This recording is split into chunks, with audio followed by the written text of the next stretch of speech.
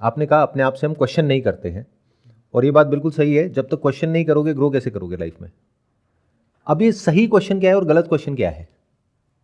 ऐसा तो नहीं है कि हम क्वेश्चंस के साथ में ठहरते नहीं है। Do you stay with a question?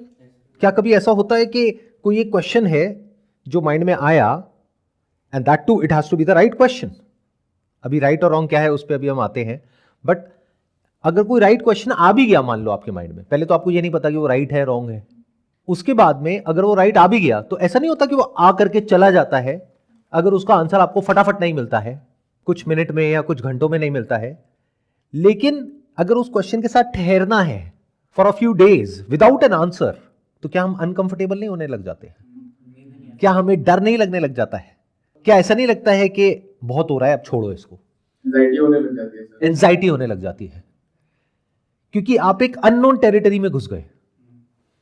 Known क्या होता है? एक क्वेश्चन आपने अपने आप से पूछा, उसका फटाफट से जवाब मिल गया। कहां से मिला?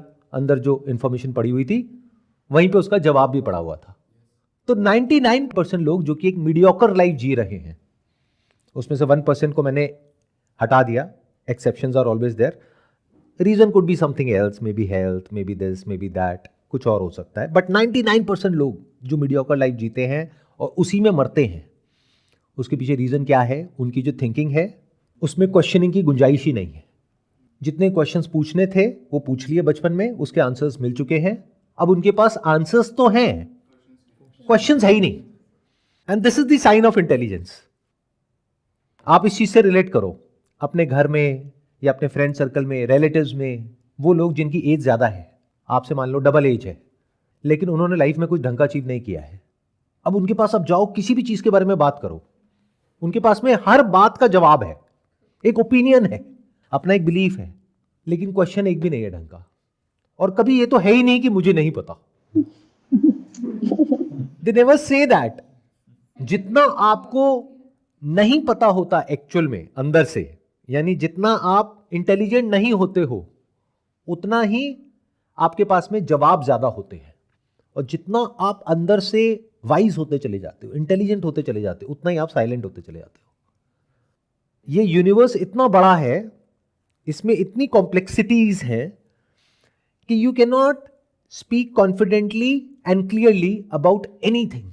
और ये जैसे जैसे इंसान को समझ आता है तो वो हम्बल होता चला जाता है, वो डाउन टू अर्थ हो जाता है। अब उसका माइंड क्वेश्चनिंग माइंड बनता है। अब उसको समझ आता है कि मैं सब कुछ तो नहीं कर सकता लाइफ में, टाइम लिमिटेड है, रिसोर्सेज लिमिटेड है, तो क्यों ना उस काम पे फोकस किया जाए जो सबसे इंपॉर्टेंट है वो अचीव करने में, जो मैं सोच भी नहीं सकता हूं। ऐसे अपनी थिंकिंग को एक्सीड किया जाता है। एक लेवल है जहां तक आप सोच सकते हो, और आप कहां तक सोचते हो, जो भी आपने पास्ट में अचीव किया है या जो भी अभी कर रहे हो उससे थोड़ा बहुत ऊपर होता है, बस उसका 100x या 1000x होता ही नहीं है माइंड में।